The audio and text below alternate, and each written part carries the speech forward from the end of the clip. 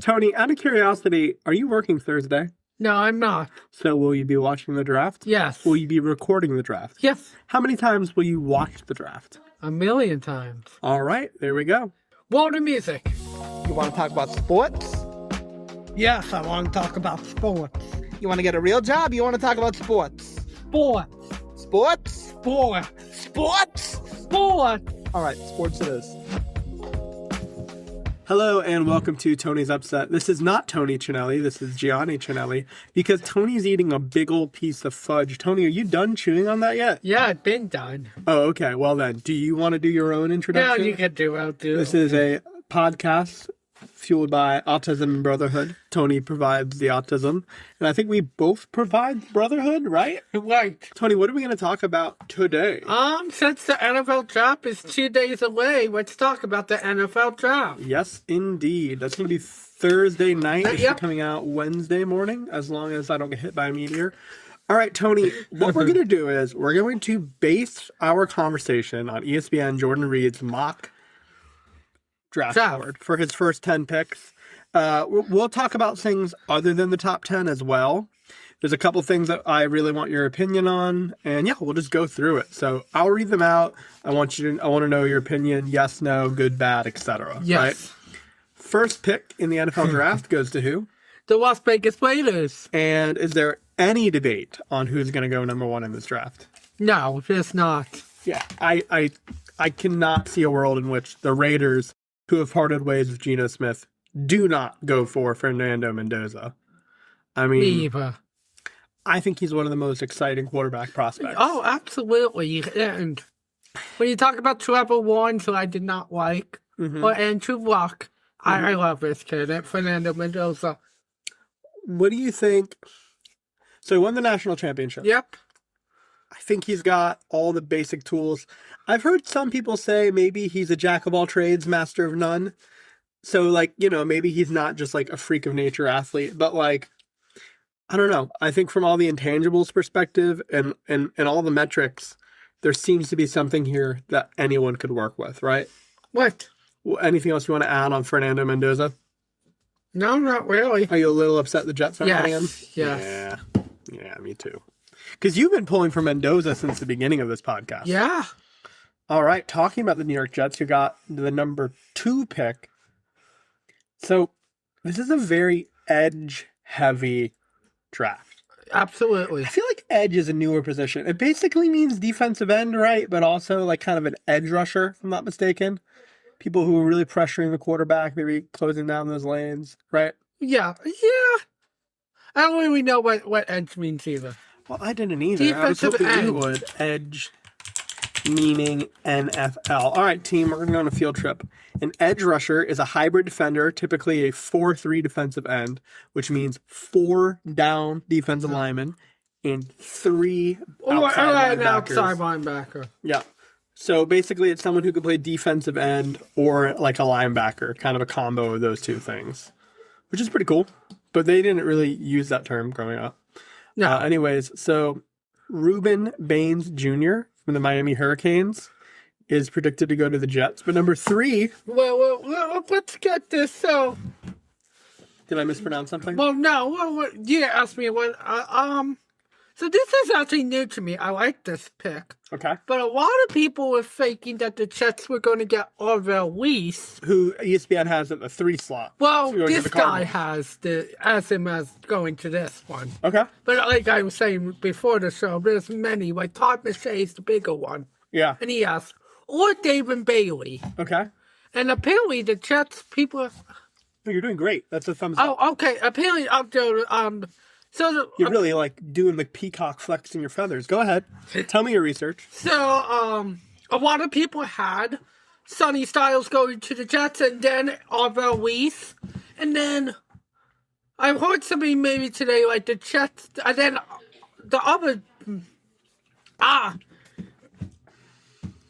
what's the word I'm looking for? Edge. No, Draft. draft makers. Mock draft. Mock draft Predictors? people predictors had David Bailey going to the Jets, but the Jets just canceled David Bailey, so They were even going to have... Were they doing an interview with him? Yes, they canceled the interview. So some people said maybe Arvel Reese, Sonny Styles, David Bailey. I never heard of David Bain, but I like this bit, but I wouldn't be... You know what? If you haven't heard of Ruben Bain Jr., I might have. I have. Research. Okay. You just haven't heard of him going to this position? Yes. Yeah, so, no, going to the chat. I think, here's my thing. I'm trying to think of a better metaphor than this. I think this draft, as far as defensive players go, is kind of like trail mix. When you reach into the trail mix, let's think about a trail mix that has like M&Ms, raisins, chocolate chips, and peanut butter clusters, right? Like, you're kind of happy to pick any of those things out of the bag. When you reach in and grab one thing, you're kind of fine either way. I feel like this draft has 4 or 5 guys that could go to 4 or 5 different teams and nobody is losing, right? So the Jets could get Arvel Reese, or they could get Ruben Bain Jr.'s. They could also even probably get Sonny Styles. Like, there's not a losing recipe here. It's just a question of you're the number 2 draft pick. You have to get the best guy and the guy who works best in your system. Ruben Bain Jr., he's got the explosive pass rusher. He's got elite physical tools, right? Right. Whereas Arvel Reese, I kind of get the feeling where he's more of one of those, like, there's a future there. And, like, he's good now, but the future is going to be insane. And people loved Arvel Reese, too. This guy has him number 3 to the Arizona Cardinals. Yeah.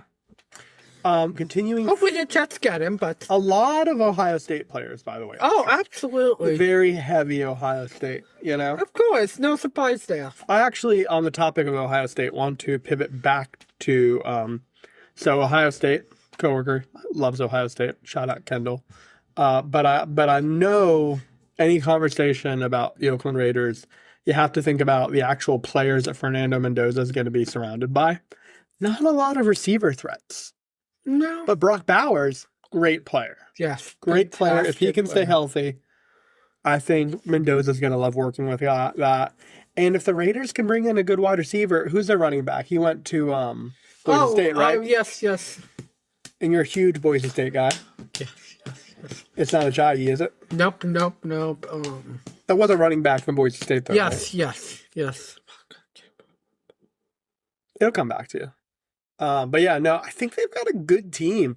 I think Geno Smith was a little sloppy last year, but I think Geno Smith was partially sloppy just because the offensive line was poor, and they have to do what they can to protect Mendoza. Ashton Genty, you're right.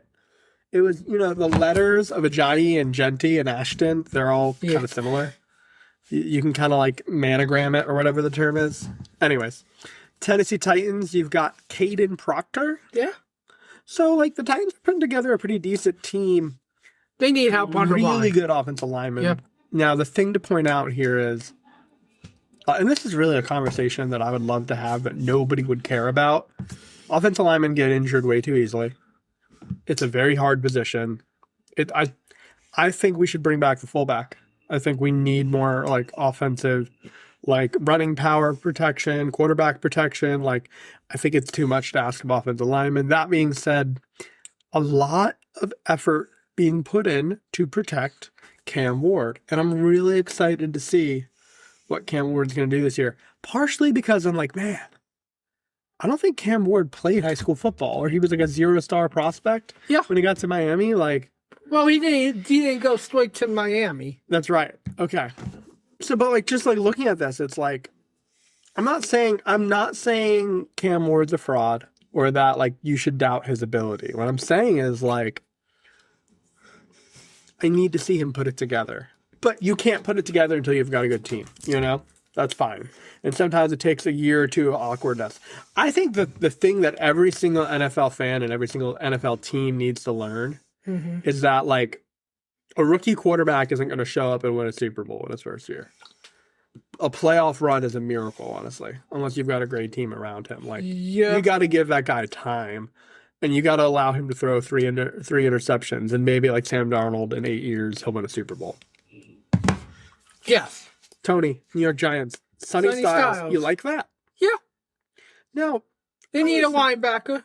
So if the Jets don't get Reese or defensive end, Styles could, or Arizona.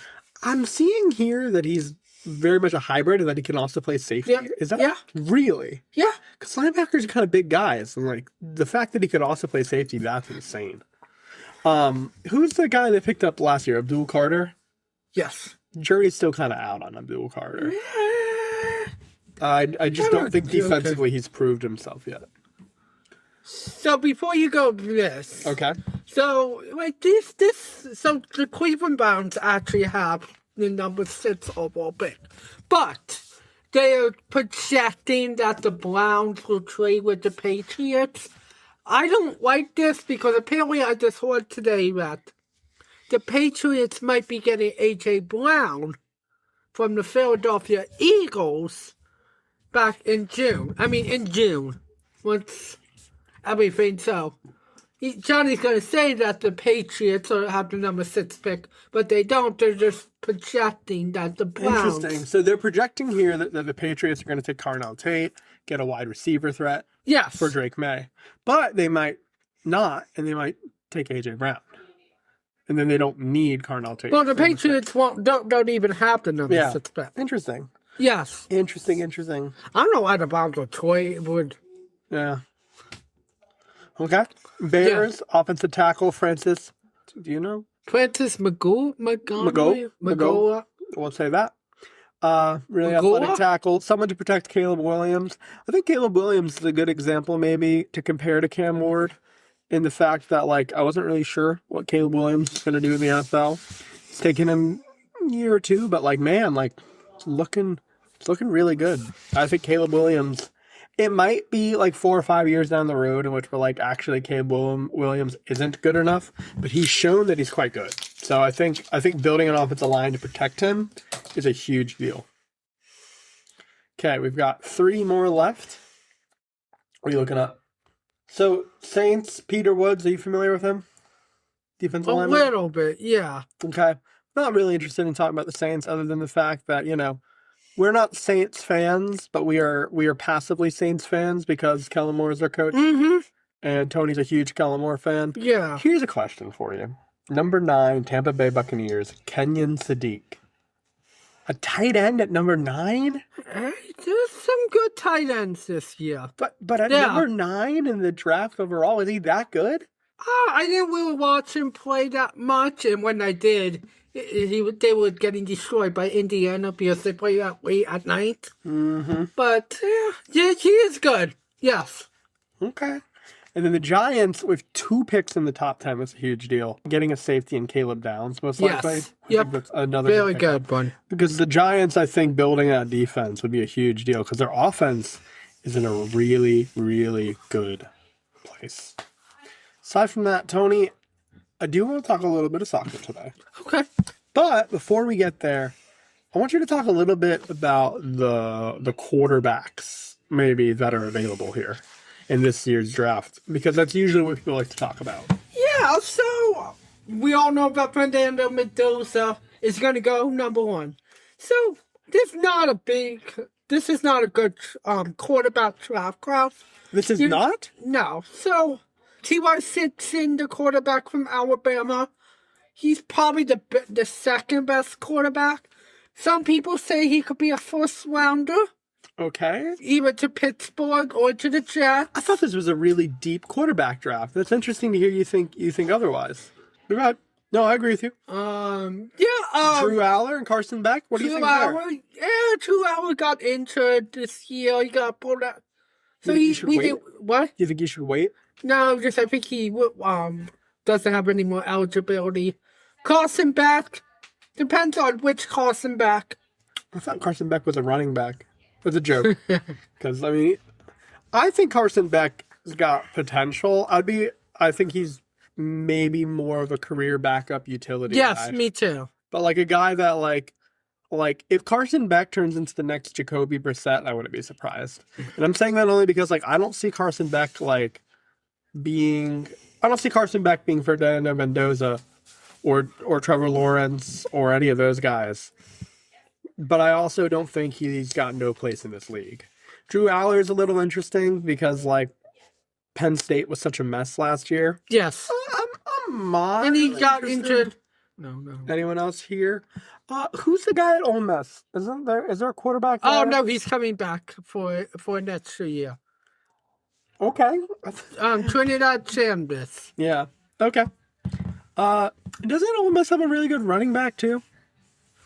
Yes, it's a Kayshawn something. I think I know who you're talking about. Okay. That's really interesting. Tony, anything else you really want to talk about from an NFL draft perspective? Nope, I am good. Okay, I want to give you a quick update on what's happening in the Premier League. Okay. It's a little insane. So I'm going to pull up the Premier League table right now. Someone once told me a joke that the reason why band concerts don't have an intermission is they don't have enough time to teach the drummers how to drum again. Okay. Which maybe one person will laugh at that joke. But I feel like every time I explain soccer, I have to explain how the league works. Then that's fine. But basically, Tottenham Hotspur is in the relegation zone. If the season were to end today, they basically get sent down to the minor leagues. How many more games are left? 5 games left.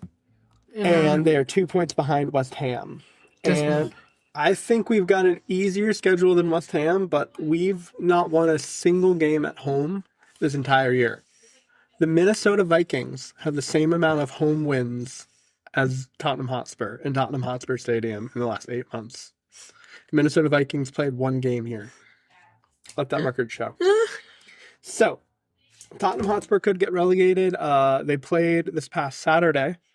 Really great game. They scored an amazing goal by Xavi Simons. 2 goals. One actually assisted by Xavi, and one scored by him. We thought we were going to get our first win of the season at home this year, or at least this calendar year. And then Jorginho Ruter from Brighton scored the equalizer, so that hope was dashed against the Rocks. But talking about hopes being dashed against the Rocks, Arsenal, who had a 9-point, maybe higher, but a 9-point lead in the title race, is now only ahead by 3 points, and Manchester City has a game in hand, which means Arsenal's played 33 games, City's only played 32. So if City wins their next game, which should be coming out, which actually should be today, if you're listening to this on a Wednesday, and they're playing Burnley, who's the second worst team in the league, who's getting relegated as well. If they beat Burnley, then Manchester City, on an equal amount of games, will be leading the league with 5 games left to go. Okay. So Arsenal, our biggest rival, has a chance of winning the league in the same year that we get relegated. But there is hope, as a Tottenham fan, that Manchester City can actually steal this from them, and that Arsenal will be the bigger laughingstock this year. Although a team like Tottenham Hotspur getting relegated would be like the Philadelphia Eagles going 0-16. You'd be like, I'm sorry, I thought y'all were a huge deal. How are you going 0-16? Right? It's actually disturbingly sad that Tottenham's getting relegated. Aside from that, those are really kind of the big stories. Teams like Leeds this year are potentially going to stay up, which is really, really cool, because a lot of the promoted teams really struggle to stay up against the financial powerhouse of the Premier League. Sunderland also is doing really well. They were newly promoted. Yeah, it's been a really interesting season. And that's really all I got today. Tony, anything you want to add? Anything else you want to talk about before we wrap up?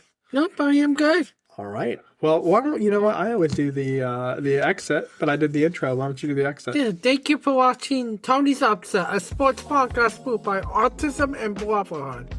Goodbye, y'all. Nice job.